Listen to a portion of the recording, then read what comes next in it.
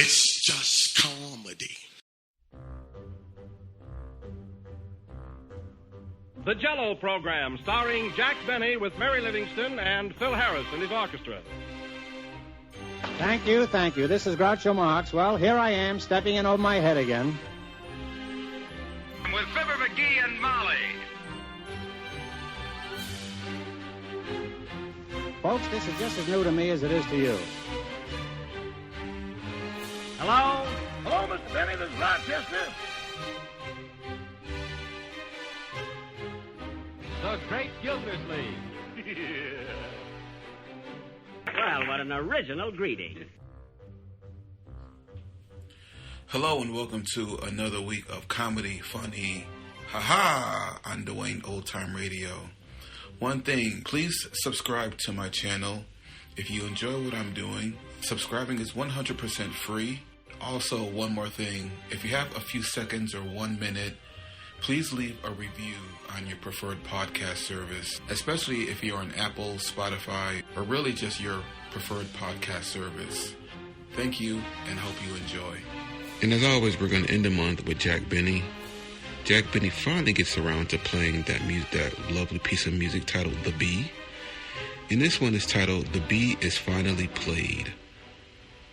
This comedy aired February 28th, 1937. J-E-L-L-O. The Jell-O program, starring Jack Benny with Phil Harris and his orchestra. The orchestra opens the program with Gee, But You're Swell.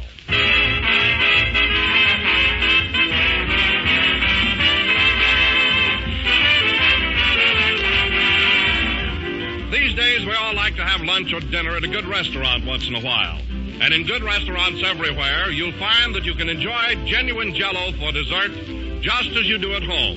For instance, we have just had a very complimentary letter from the nationally famous Child's Restaurants, which we think will interest you. It says, quote, "You will be pleased to know that as a result of tests made in the Child's Research Laboratory, Jell-O was selected for use in all our flavored gelatin desserts. We find that Jell-O has a superior flavor, and for this reason, it is the only gelatin dessert served in Child's Restaurants. It is our aim to serve our patrons the highest quality in every line, and that we feel in gelatin desserts means genuine Jell-O. Signed, L.G. Dutton, Vice President, the Child's Company." We're mighty pleased and proud to receive this letter, and remember, whether you order Jell-O in a restaurant or from your own grocer, always be sure you get genuine Jell-O.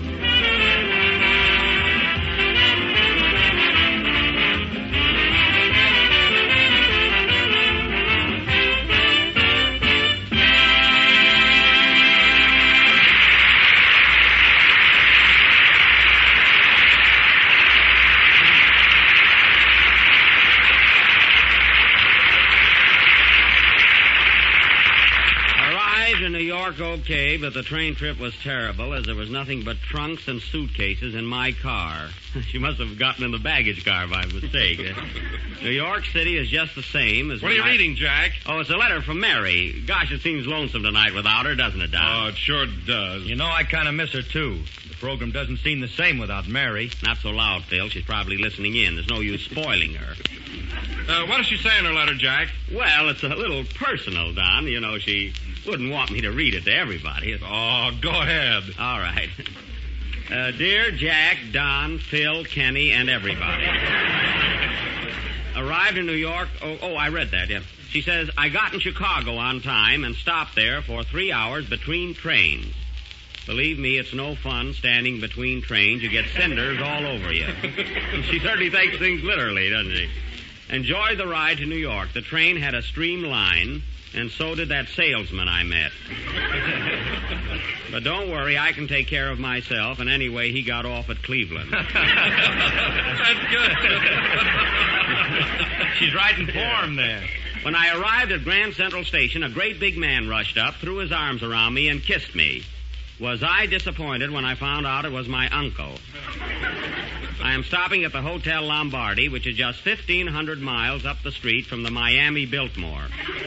I hope she doesn't try to go in swimming. And Mama, Papa, and Brother Hillard came in from Plainfield, and we went to Aunt Rose's new wedding last night.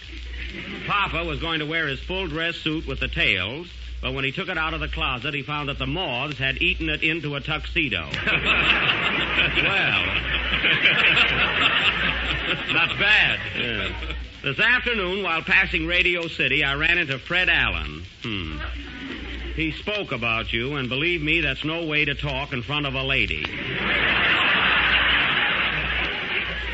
I was going to slap his face, but he was chewing tobacco, so I thought twice. Anyway, he invited me to lunch, but made me pay my own check.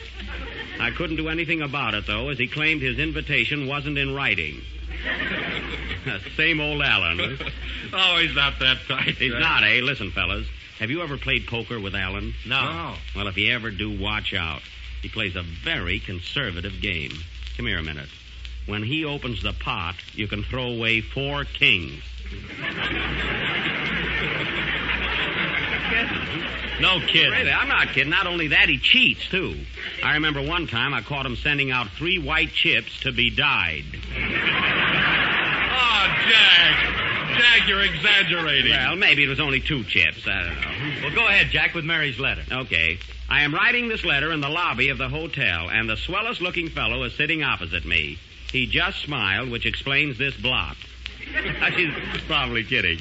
That nice man just smiled again, so we'll close wishing good luck to you and me. Yours faithfully, Mary. Hey, that was cute, wasn't it? Yeah. Hello, fellas. Hi, Getty. Say, Jack, I got a surprise for you. What is it? Well, I knew Mary wasn't going to be here, so I brought my girl Lena to help out with the program. Well, that's very nice of you, Kenny. We need help. Oh, there she is. Hello, Lena. How are you? Wouldn't you like to know? Isn't she clever, Jack? Yeah, well, Oh, that's only part of it. Now, here's a joke we made up. This'll kill you. Go ahead, Lena, ask him. Is this going to be funny? We think so. Go ahead, Lena. All right. What's the difference between Mary Livingston and the Queen Mary? Well, the question is clever. Go ahead, Lena. What is the difference between Mary Livingston and the Queen Mary? Mary Livingston is a girl, and the Queen Mary is a boat.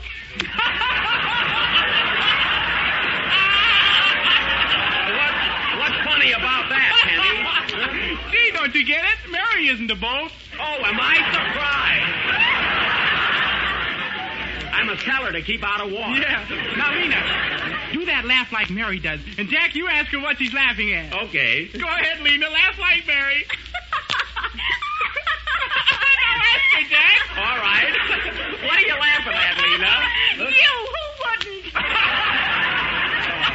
Ain't she a panic? Yeah, panic meaning disaster. Yeah, thanks, Kenny. And now Phil Harris will play... Hey, wait a minute, Jack. We got one more. Oh. Give it to him, Lena. Mr. Benny, if I gained 50 pounds, what would I be? I don't know. What would you be, Lena? Fatter. Wow! You get it, Jack? Lena, fatter. Yeah, just like your header. Play a fella. Mary, come home. All is forgiven.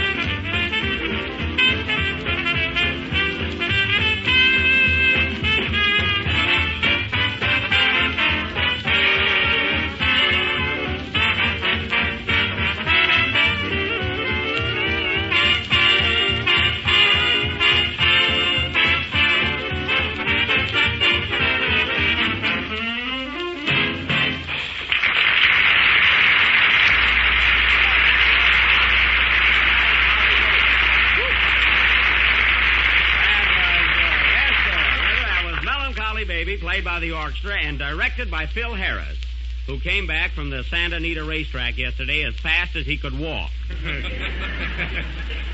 Say, Phil, your orchestra sounds a little softer than usual tonight. What happened? Well, Jack, I bet my trombone player on Seabiscuit and lost. Oh, well, that's too bad. Huh? Doggone it, every horse I bet on loses by a nose. Well, you'll either have to get hotter tips or longer horses. Yeah. One or the other. Like that, huh? Well, they must have lost, too, out there. I can see that. Say, Jack, how did you make out in the handicap? Not so good, Phil. Unfortunately, the horse I bet on just got over the flu and was afraid of crowds. Yeah. But Phil, when it comes to gambling, I'm a pretty good sport, and I don't mind when my horse lags behind. But when he walks over to the rail and takes a bite of my hot dog, that's going a little too far. You think so? So you learned your lesson, eh? Yes, sir. The next horse I bet on will have to have a diesel engine in him. Say, what are you fellas talking about? Oh, nothing much, Don. Is it important? No. Well, Jell-O is. Ladies and gentlemen, when you are considering a tempting dessert to top off your meal, decide on Jell-O because it has that new extra-rich fresh fruit flavor, and it tastes twice as good as ever before. Hooray for Rosemont. Yes, with the big red letters on the jockey. Say, what is this, a racetrack or a program? Oh, come in. Hello, Jick Barney.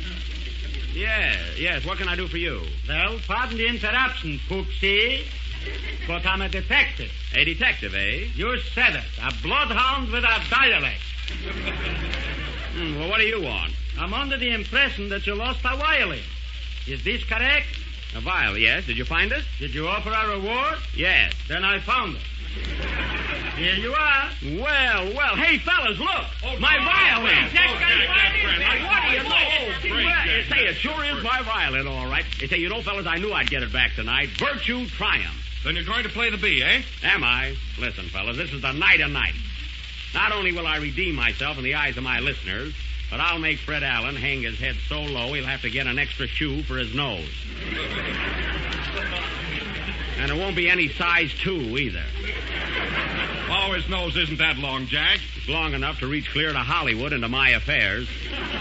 Listen, Jack, why don't you forget the bee and play something popular? Well, what song would you like to hear? Pennies from Herring. Herring? That's heaven. You're telling me. Well, Mr. Benny, to put it bluntly, how's about the compensation? Oh, yes, the reward. Here you are, my good man. A nice, new, green, crisp, crinkly $1 bill. Adjectives he gives me. Oh, you don't want it, eh? Don't jump at conclusions. Well, that's all you're going to get, $1. Here. Thank you. I'll put it in my wallet.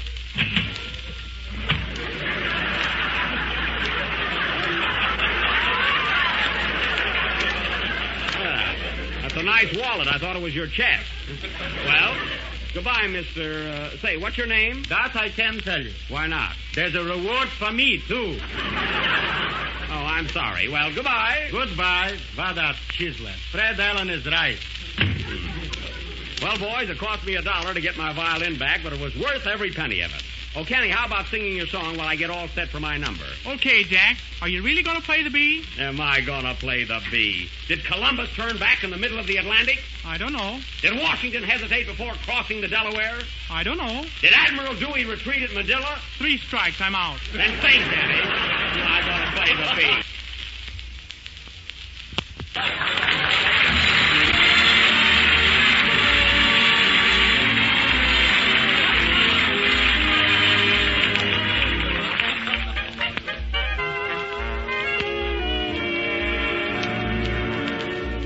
So proper and polite upon this lovely night, we sit here making foolish conversation. Instead of being bright, let's be ourselves tonight and take advantage of the situation.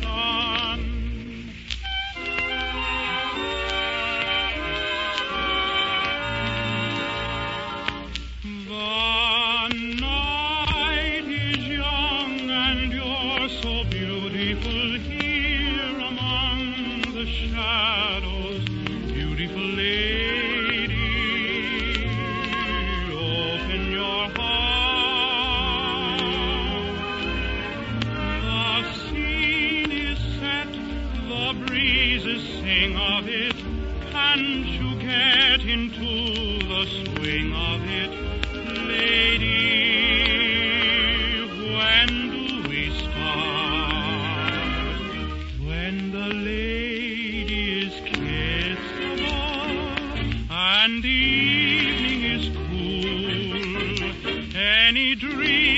permissible in the heart of a fool. The moon is high and you're so glamorous, and if I seem over amorous, lady, what can I do? The night is young and I'm in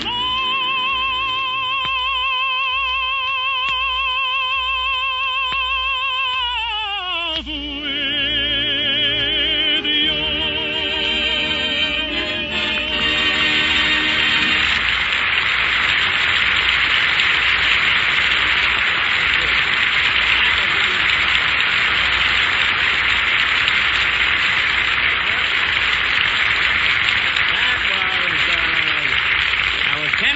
Singing "The Night is Young and You're So Beautiful." And now, ladies and gentlemen, the moment has arrived. The moment when I will erase all verbal stains and oral blemishes from the once illustrious name of Jack Benny.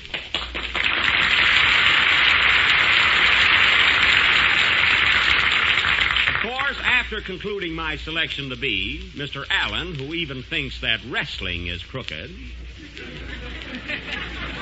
will no doubt accuse me of trickery. To nip such a possibility in the bud, I will pass through our studio audience, and you folks can observe for yourselves that I have only a violin in one hand and a bow in the other. Attaboy, Jack. Quiet, I wouldn't trust you either. I further wish to state that there is nothing hidden up my sleeve and no accomplices, either mechanical or human, in this auditorium. Now for my first solo. Come in. Hello, Buck. Well, hi, Andy.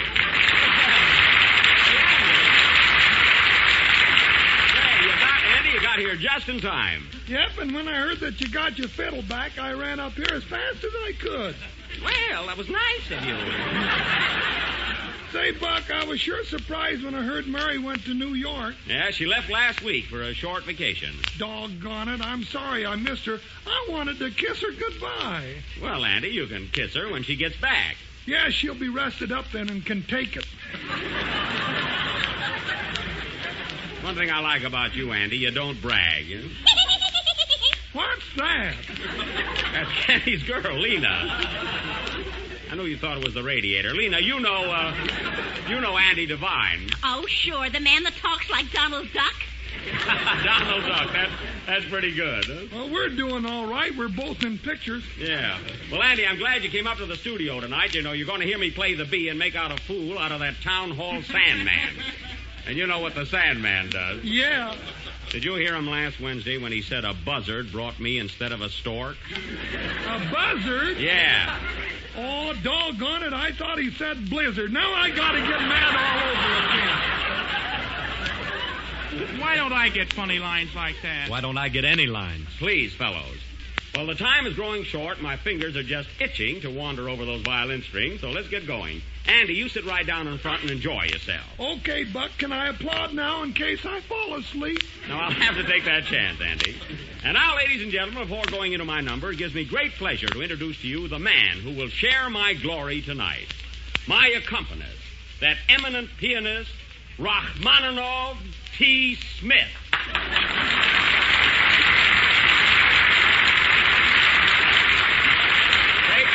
Take a bow, Mr. Smith. Thank you. And my price is still $10. Oh. I tried to get him for $8, folks, but he's got me in a spot. Well, hand me that violin, Kenny. Here you are, Jack. I'll even take that line. Hey, what's the matter with you, Phil? Well, I want to be an actor. Well, you're on the wrong program. With my talent, yes. Well...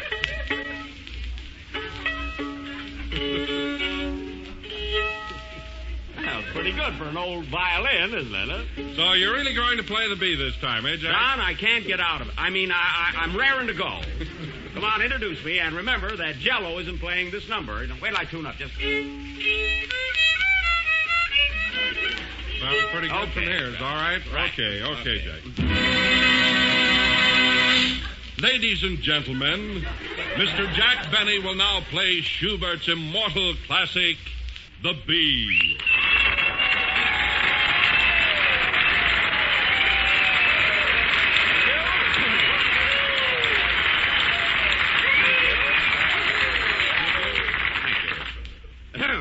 If you please, Professor.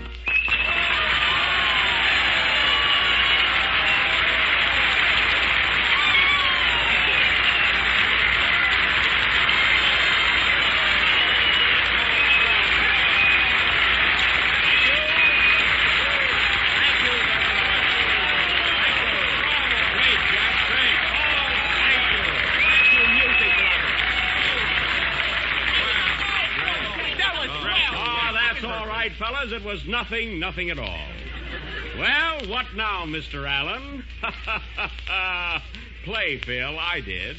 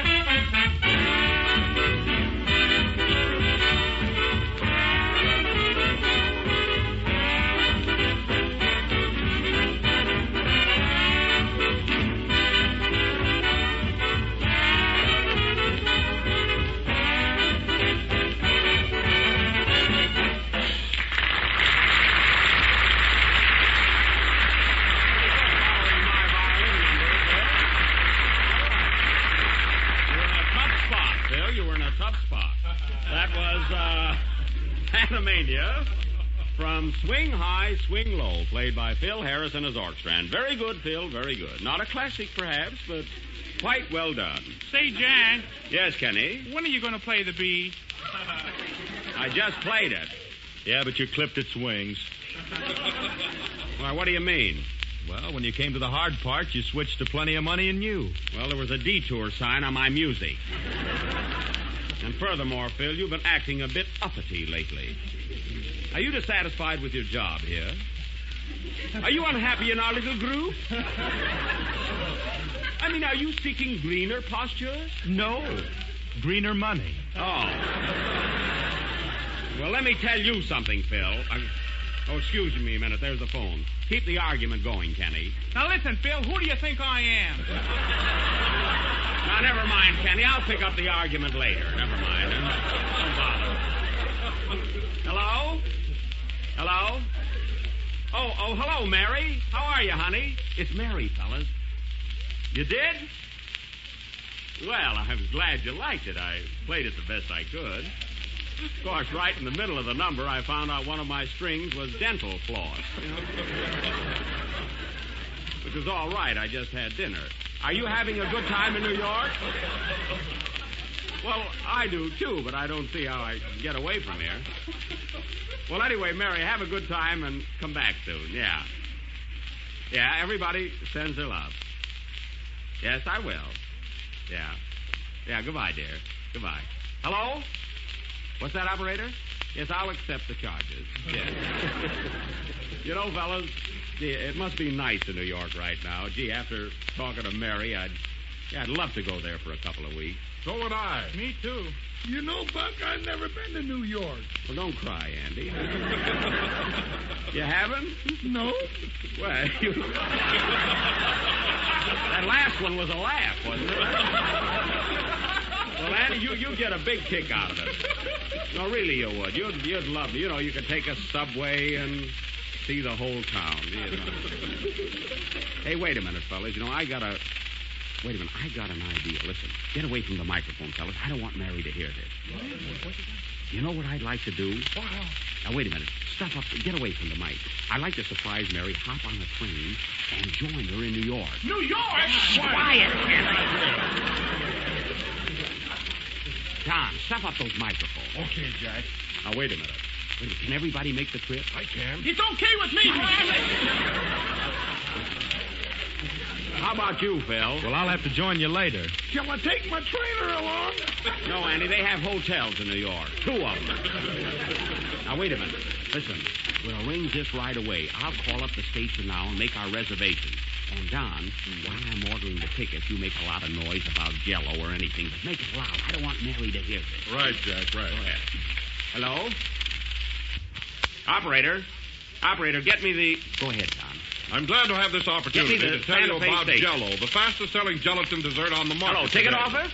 It is first in favor because Jack it's first Benny. in flavor, and it comes in 6 delicious flavors: strawberry, raspberry, cherry, orange, lemon, and lime. So be sure to ask for Jell-O by name. Yes, look for the big red letters on the box. What? No, not 6 delicious flavors, 6 tickets. No, the name is not Raspberry, it's Jack Berry. I mean, Jack Benny. Yeah, that's it. Okay, thank you. Goodbye.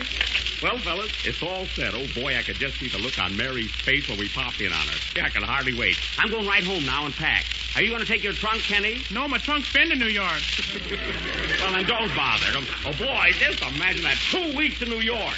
Broadway. Times Square. Columbus Circle. Tin Pan Alley. 42nd Street. Grant's Tomb. Play pit.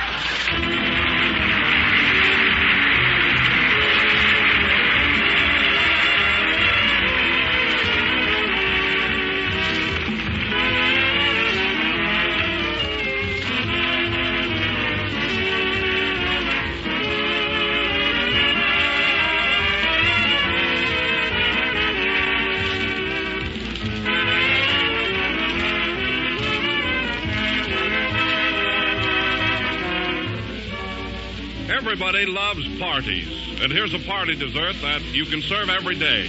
It looks mighty festive, and it's no trouble to prepare because it's another delicious dessert that's made with Jell-O.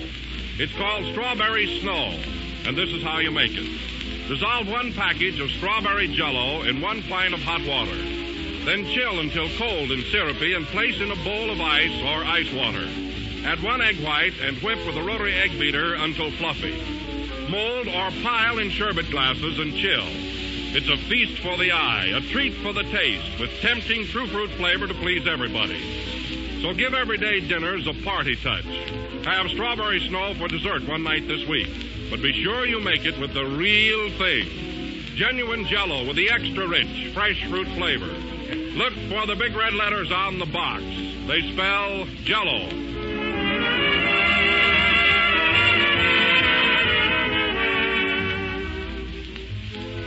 This is the last number of the 22nd program in the new Jell-O series, and we'll be with you again next Sunday night at the same time, broadcasting from New York City. The detective on the program was played by Pat C. Flick through the courtesy of Warner Brothers. Say, Jack, why can't we leave for New York right now? No, we'll have to wait till Tuesday night because I'm dropping in on Ben Burney's program first. Well, why are you still whispering? I want to surprise Ben, too. Good night, folks.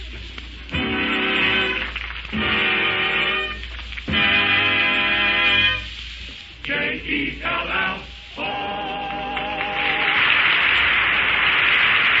The tune was Plenty of Money in Use from the Gold Diggers of 1937. The Night is Young and You Are So Beautiful from Casa Manana. And I've Got My Love to Keep Me Warm from Irving Berlin's score of On the Avenue. This program has come to you from Hollywood, California through the facilities of the Red Network of the National Broadcasting Company. KFI Los Angeles. Thank you for listening to and showing your support for my podcast. If you would like to receive notifications of when new episodes are posted, please subscribe to my channel. Subscriptions are 100% free, and they really help me get an idea of how I'm doing.